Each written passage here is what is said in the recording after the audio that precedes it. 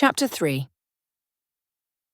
Back in England, Elizabeth met Jacob and they made their way up the hill to the professor's house, while taking in the view of the university laid out below them.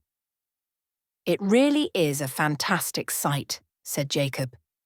"That it is, but we have an even better one in front of us," said Elizabeth, glancing across the university campus. She then raised her gaze to the moon, which could just faintly be seen in the sky. Elizabeth knocked on the professor's door, and a few moments went by before the professor opened it. "Good evening, my dear friends. Please come in, said the professor. Opening the door all the way, he gestured them in and for them to sit down. "Would you like anything to eat or drink? It will only take a few moments," said the professor. "May I have a Pepsi, please, Professor?" said Elizabeth, smiling. "Can I have one as well?" said Jacob. "Of course, my young friends, and please make yourself at home," said the professor. He closed the door behind them and made his way into the kitchen. The professor had set up his Mac connected to the screen projector that he used in lectures, although he had modified it to a more reasonable size in his home, so it only covered one wall. The projector was projecting 7 windows onto the wall. One of the windows showed the room they were in, but the others all showed the W-ord waiting in their individual windows. Elizabeth and Jacob sat back and made themselves comfortable on the professor's black leather couch. A few moments later, the professor returned with their drinks. The condensation was dripping down the side of the can as he passed the Pepsis to Elizabeth, and then to Jacob. The professor sat back in an armchair holding a mug of tea, watching the projector screen like the other two were. It wasn't long before one of the boxes saying "Waiting" flashed, and a face appeared. "Hello, you three. Am I the first one here?" said Jack. "Hello, Jack," said Elizabeth. "Yes, you're the first one other than us 3. We really are going to have to do something about this security." "This isn't exactly secure," said Jack. "We'll leave it today, but I'll sort something out and send you all some encryption software." Before Jack could say any more, another box started to flash. "Hello, everyone. Good to see you again," said David. "Hello, David. I hope you re-feeling guilty for roping me in," said Jack, laughing. "Hello, Jack. No, I'm not feeling guilty. In fact, I'm waiting on the thank you for making you get involved with this," said David, smiling. The third box started to flash. "Hello. It's good to see you all again," said Charles, nodding at them all. The fourth window started to flash. "Hello, Elizabeth. It's good to see you again. And you, Professor. But I don't know the rest of you. My name is Fritz." "We have a Kraut," said Jack. "I am German, if that is what you mean," said Fritz. "I'm sorry, Fritz. We're going to wait on introductions until everyone has arrived, but I don't think that will be long now," said Elizabeth. Just as she finished talking, a 5th window started to flash. "Hello, Jacob, and greetings to the rest of you. I'm Nathan." "My God, it's the lawyer," said Jack, putting a hand on his chest and feigning collapsing. "Why do you say that?" said Nathan, frowning. "You're the only one out of all of us here dressed up just like you're going to a funeral. Some of us are dressed better than others, but you're the only one dressed like that," said Jack. "What's wrong with being dressed well and smartly for that matter?" said Nathan frostily. Now, boys," said Elizabeth. "We'll leave the introductions for a moment. There's still someone who hasn't arrived yet."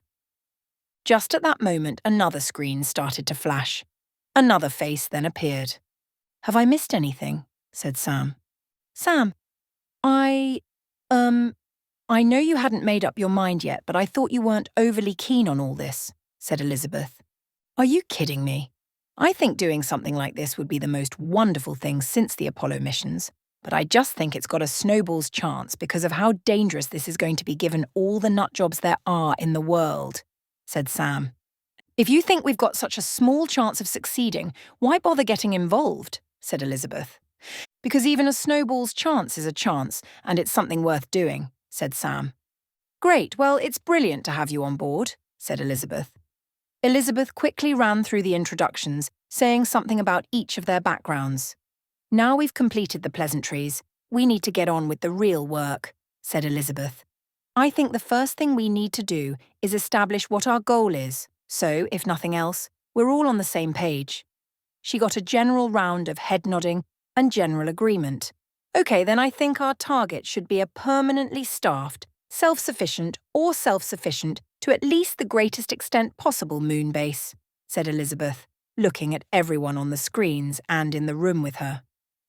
You don't ask for much, do you? Said David. I'm not sure if a self-sufficient moon base is possible. I did say to the greatest extent possible, said Elizabeth. Why would we even need to be self-sufficient? Said Charles. There are several reasons, really. One of them is that the more self-sufficient we are, the more profitable we can make this, and thereby get more investors. I believe this will give the project a much higher chance of succeeding and make it far more viable in the long term, said Elizabeth. The more we have to ship above of the gravity well, the more it's going to cost, even with prices coming down substantially with the new spaceplane. If we can manufacture on the moon, it will save us a significant amount of expense, especially in the long term. If we're able to make stuff on the moon that isn't possible to make on Earth, we might even sell it and make a profit. After all, sending it back down through the gravity well would be significantly cheaper. But what about the long term? Said David. The rest of the group looked puzzled at what he meant. What do you mean, David? Said Elizabeth. Assume for 1 minute that we succeed and this is actually viable and works, and even becomes self-sufficient as much as possible, said David. This base is going to expand. First of all, it will probably be scientists and engineers that will go up. After that, it might be their families. Then it will be multi-generational. At that point, you've gone from having a base that people visit to one they will spend their entire lives in. The population will grow. If that happens, what then? Said David. Honestly, I'm not sure. I haven't thought that far ahead, said Elizabeth. And anyway, why worry needlessly? At the earliest, it's many decades in the future. We don't even know if this is going to be viable. We don't know if we have the technology. We don't know if we will get the funding. We don't know if we can get the law changed. We don't know if we can get the people, even though, admittedly, we do have a good start. Anyway, are we all in agreement that our goal is a permanent moon base that is self-sufficient to the greatest degree possible? She got another round of nodding heads and mumbled agreement. I think we should add one more thing to that. The moon base needs to be profitable, said Jacob. There was more than one source of grumbling at that. Wait, just hear me out, okay? Said Jacob, holding up his hands. If we don't make this profitable, the chances of us getting private funding becomes non-existent. There are very few companies that will invest for an altruistic reason and not a profitable one. If we don't get private funding, we're going to have to fall back on government funding, assuming we can get it. Government funding, however, means government oversight and influence, and if that happens, nothing will get done. Okay then, I see your point, said Elizabeth, sighing. Okay. Then our current goal stands at a profitable, permanently manned moon base, which is self-sufficient to the greatest degree possible, said Elizabeth again. This time everyone nodded or mumbled agreement. Okay then, Jacob, you were the one tasked with getting the business side of things sorted out. How did that go? Said Elizabeth. Well, after you went off gallivanting and set me that task, I did most of the process of setting up a company, and I also got in contact with a few old friends for some contacts, which led me to Nathan, said Jacob, gesturing towards Nathan's picture. They also gave me some contact details for lobbyists. Oh, sorry, they prefer to be called public relations people, said Jacob, rolling his eyes. Ha ha ha, I'm not surprised. They have something of a bad reputation over here in the States as well, said Jack, laughing. Yeah, they have a bit of a bad reputation here in the UK too, but I think it's worse where you are in the States, said Jacob. But there are a few other things I have to talk to the rest of you about before I finalise the paperwork to set up a company. The first thing is a name. What are we going to call this? Okay, what about the loony bin? Sorry, Base, said Jack. Somehow I don't think so, said Elizabeth dryly. It's just an idea, said Jack innocently. What about Moonbase? Said David. Not really very imaginative, said Jack. You can to talk, said David. What about Kerrigwan Base, or just Kerrigwan? Said Elizabeth. Okay, but what does it mean? Said David. It's the Welsh Celtic god of the moon and knowledge, said Elizabeth. That certainly fits. We're going to need a lot of knowledge to do this, and the pursuit of knowledge is a good high ideal, said Jacob. Okay. Is everyone agreed on the name, at least for now? Said Elizabeth. She got another round of nodding heads and mumbled agreements. Good, that's sorted. Now we can move on to the second item, said Jacob. I've also sorted out the shares. There are several different types at the moment, and we can issue more if necessary. The first sort are ordinary shares, which have full voting rights and a dividend. They are split 20% to each of the 3 founding members, myself, Elizabeth, and Professor Roberts here. Jacob gestured towards Elizabeth and the professor, before then continuing saying, The reason why I've left 40% of the shares outstanding at present is because we may need some people to invest, and the only way they may feel like they can is if they believe they have some control over the company. However, I've put a caveat in the conditions that no one person can own more shares than one of the 3 founding members. Which means, as long as 2 of the 3 founding members are in agreement, then any resolution would be passed. The only exception to this is if all the 40% outstanding shares and one of the original founding members goes against the other 2 founding members. However, I can't see this happening. I have also issued some Class A preference shares to each of you, said Jacob, gesturing at the people on screen. The shares only have to issue dividends once the company is earning a profit and nothing else. You have each been issued 5% of the shares, which means that a total of 25% have been issued so far.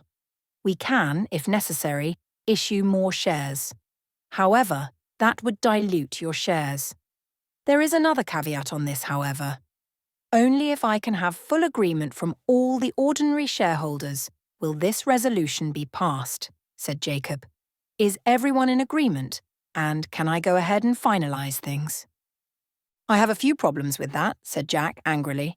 If you 3 agree, then our shares get watered down and they want to be worth as much. What the hell? What's that all about? No, it's not that exactly. It's us 3 and the other 40% as they are allocated. At the moment, yes, it would be just us 3 though. It needs to be all of the ordinary shareholders to agree to do this or the motion won't pass, said Jacob. I'm still not happy. You seem to get away without any problems or consequences with this. I think you should have a stake as well, said Jack.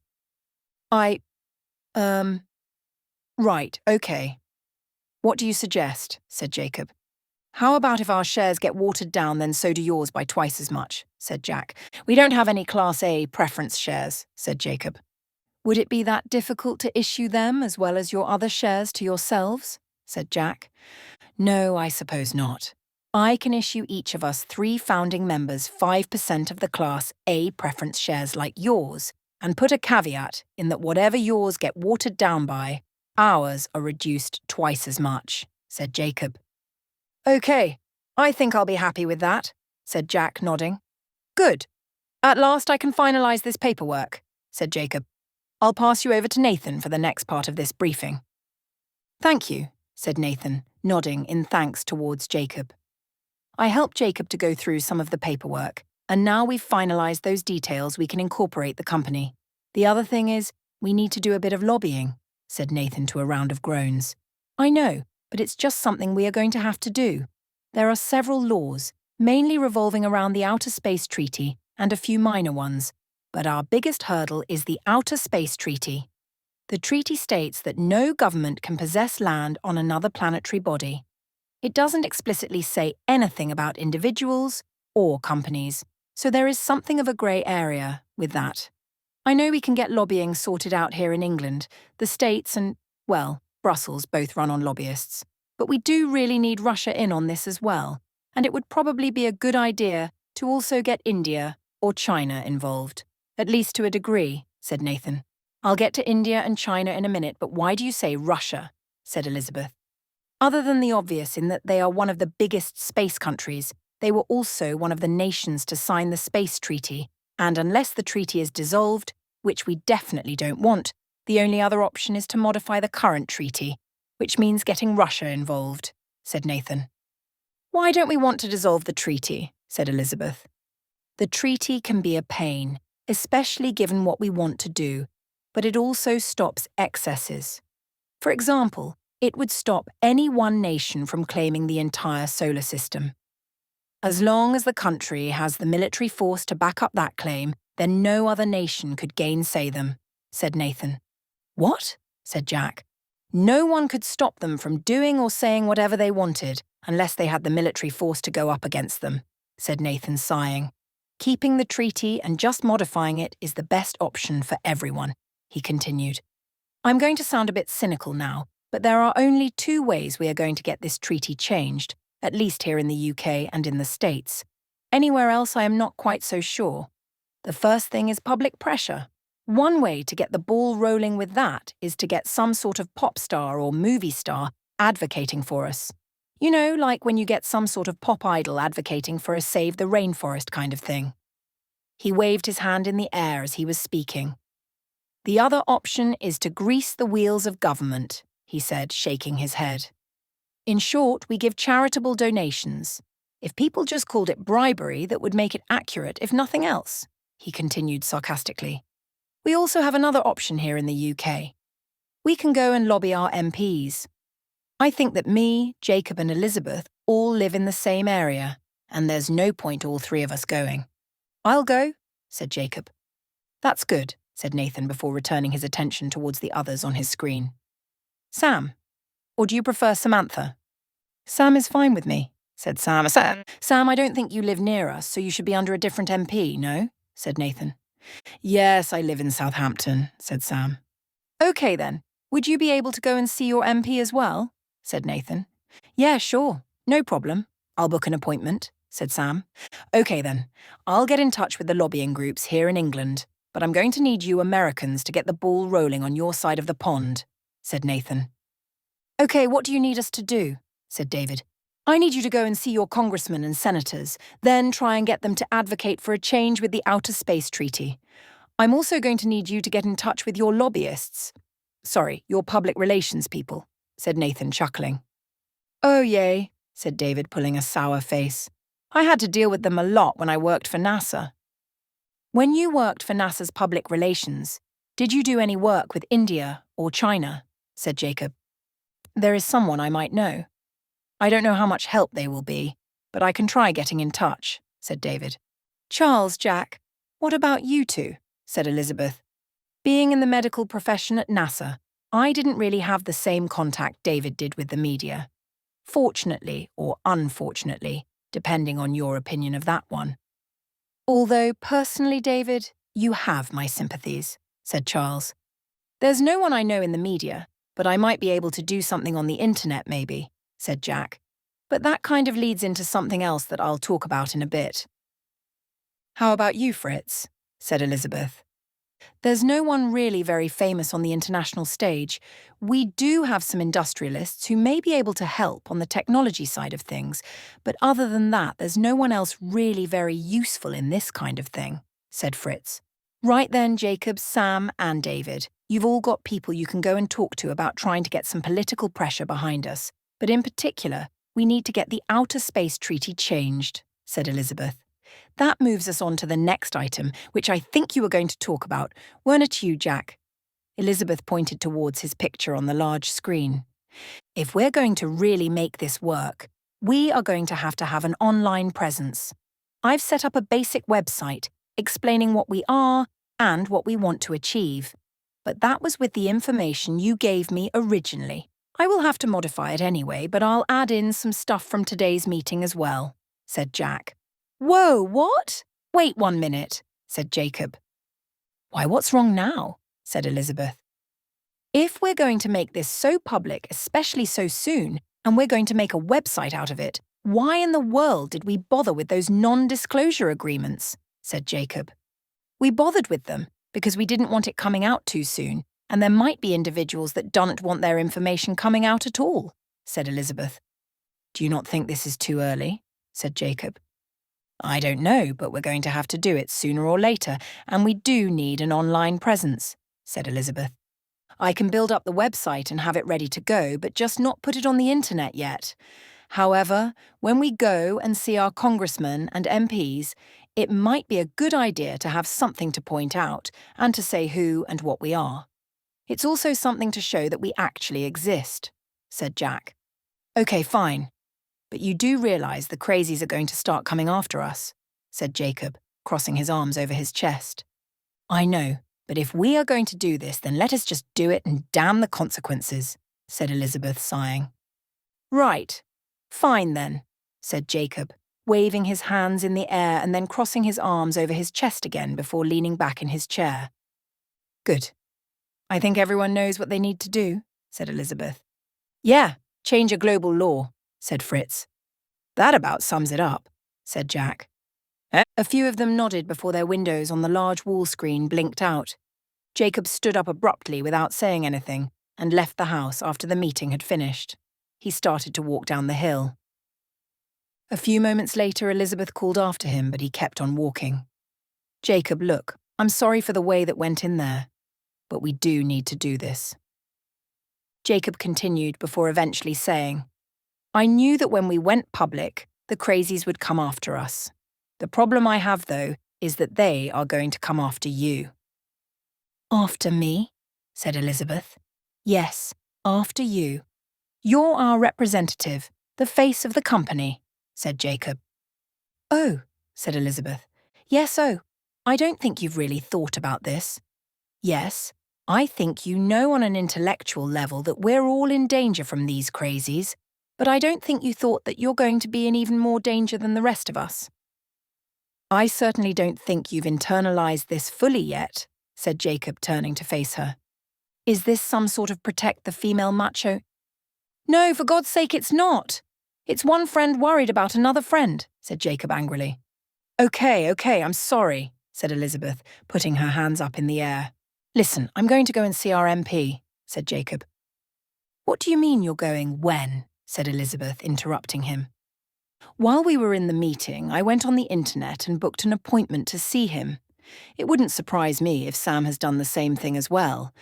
Anyway, I was saying that we are going to go public very, very soon, and I think it would be prudent if you were to look at some personal security, as well as getting Jack to upgrade our data security as much as possible, said Jacob. What do you mean by personal security? Said Elizabeth. I mean a bodyguard, said Jacob, sighing. You've got to be joking, said Elizabeth. No, I'm not. You need a bodyguard, said Jacob, snapping. Okay, I can see how upset you are. Maybe you're right. Maybe I haven't internalized this fully yet, but I promise I'll look into it, said Elizabeth. Good. I'll see you when I get back from my wonderful meeting with a politician, said Jacob, finishing with more than a hint of sarcasm in his tone. He turned back around and continued walking down the hill, leaving Elizabeth with a lot to think about. Sam had also managed to make an appointment with her local MP while she was in the meeting, but it had been very last minute. She had to quite literally finish the meeting with the others on the team and run to catch a taxi. Luckily, there was a taxi rank just down the road from her flat. She ran down the road and fortunately, there was no one waiting for the taxis. She opened the door of the first taxi on the rank and threw herself in. Please could you take me to the MP's offices? Said Sam, gasping for air. Yeah, sure, no problem, you just catch your breath, said the taxi driver, pulling out into the road. A few minutes later, they were pulling up to the curb. Sam handed the driver a tenner and told him to keep the change. She looked up at the multi-story concrete block they called offices and composed herself, or at least the best she could. She walked up to the intercom, took a deep breath and pressed the intercom button. I have an appointment to see my MP. My name is Dr. Samantha Bree. Please come in and take your first right into the waiting room. Please stay there until you are called, said a tinny voice over the small speaker. She followed the disembodied voice's instructions and walked into the waiting room. She sat down in one of the chairs and had just enough time to take one breath before a lady came in. Are you Dr. Samantha Bree? Yes, that's me. Great, please follow me, said the young lady, turning around and walking back out of the room. She gestured with a hand to another door. Please go in. Sam opened the door and walked through, closing it behind her. "It's a pleasure to meet you," said Samantha, reaching across the desk in the small office. "It's a pleasure to meet you, my dear," said the elderly MP, reaching across the desk and shaking her hand. "Please sit down," he said, gesturing towards a chair on Samantha's side of his desk. "Thank you," said Samantha, sitting down. "What can I do for you today, my dear?" said the MP, sitting back in his chair and steepling his fingers on his desk in front of him. "First of all, thank you for seeing me at such short notice," said Samantha. "I represent an organisation that want to take advantage of the new spaceplane's abilities. Our intention is to explore and colonise, but to do this there need to be changes to the Outer Space Treaty." "My word, that's quite something," said the MP. "Just give me one moment." He turned to his computer. Sam realised it was built into the desk and the screen was sticking up at a slight angle so he could more easily view it while she couldn't see it from her angle. He tapped on the glass surface, which displayed a keyboard built into the surface of the desk. "Yes, the Outer Space Treaty," said the MP to himself. Sam watched him as he read the monitor. He turned back towards Samantha. This would be a fairly difficult treaty to get modified. Not only would you have to get an agreement in the Houses of Parliament, you would also have to get the American Senate and the Russians to agree with the modifications. Things may even be more complicated than that, because since this treaty was signed, the European Space Agency, India and China now also have some influence regarding space-based matters these days. Anyway, a more immediate problem is the public interest just isn't there for something like this. Sam started to talk before the MP had finished. "Where would you stand?" "I know this new release of the spaceplane has brought more interest back to the sector, but with the terrorist attack on the manufacturing facility where the spaceplanes are built, the focus has been on finding out who these terrorists are and getting justice," said the MP. "But we can't let these terrorists dictate our actions. For example, the cancellations of the spaceplane orders is a way of letting these terrorists win," said Sam. "We can't and shouldn't let these terrorists dictate our actions, and we also shouldn't just ignore what they are doing and get on with things like nothing is happening. Of course you're right, and government is taking action to make sure they don't get away with it, but what you're asking isn't even on the horizon at the moment in Parliament," said the MP. "Was there anything before this terrorist attack with the spaceplane being launched?" said Sam. "There were a few things that were meant to be going on at a space consultation," said the MP haltingly. "And that consultation is still going ahead, so I could at least bring it up at that meeting." "Thank you, that's something." The MP put his hand up to her. "Of course, we need some sort of support to show us how much the people want this." "What do you mean?" "I'm a constituent, and I'm letting you know that I represent an organisation that want to do this." "Surely that's evidence enough to say that there are some people that want this to happen," said Sam. "Yes, my dear, you are part of the constituency, but all I know is it's you that wants this to happen, which is a rather small percentage of the population. We need to know that this either means an awful lot to a few people or something to a lot of people," said the MP. The penny finally dropped and Sam realised he was basically looking for a bribe. Oh, it was more than just that. What he was really asking for was a donation to the party, but it amounted to the same thing. Samantha felt sickened and disgusted with this man and how politics worked. What determines the amount of donation to your political party? Other than that, are there any other ways to get the party to act on this? Said Samantha, trying to keep the disgust out of her voice. Yes, that would be one option. So would petitions as well, said the MP. Is there anything else I can help you with today, my dear? No, I think that's everything, said Sam, keeping a tight rein on her frustration. I would appreciate it, though, if you could get in contact and let me know how the review board goes and what it decides to do from here. Sure, not a problem. Just leave your contact details with my secretary, said the MP. He pressed a button built into his desk. Katie, please, could you come and show Dr. Green out and get her contact details? No problem, sir. I'll be there shortly, said a disembodied voice from the desk. A moment later, the door opened to the office and the pretty young lady from before came in and said, "Please follow me." Samantha got up and thanked the MP for his time. She just about managed to keep a scowl off her face as she shook his hand before following the secretary out of the office. Sam's thoughts were spinning about what to do next before they came back to the here and now when the secretary said, "I'm sorry about that." "About what?" said Samantha, glancing back at the office and then to the secretary. "You don't think we secretaries don't hear everything that goes on in those meetings?" said the secretary, chuckling dryly. "But how?" said Samantha. "No, the intercom he called me on to come and get you has a two-way feature which I can turn on," said the secretary. "That's pretty good, and naughty at the same time, but why are you letting me know about this?" said Samantha. "I think what he did to you is wrong. He should be doing far more to help an organisation like yours," said the secretary, her face flushing slightly with anger. "On one level, I can understand his situation. He must see loads of organisations like yours wanting help." "Loads of earthbound ones. Yes, he probably does, but not ones that want to help us go beyond this world," said Sam. "I can't do much, but first of all, give me your contact details," said the secretary. She went behind her desk and started tapping on the glass screen of the built-in computer. "Okay, here you go, but what can you do?" said Samantha, tapping a few times on her smartwatch and then gesturing in the direction of the secretary's desk. The desk beeped. "Great. It's got your details. I'm sending you something now." The secretary glanced back down the corridor at the MP's office before continuing. "I've just sent you the details to a fundraising party. There will be lots of influential people that might be able to help you there. The spaceplane is one of the best things this country has ever done, and I don't want to see it go to waste," she finished forcefully.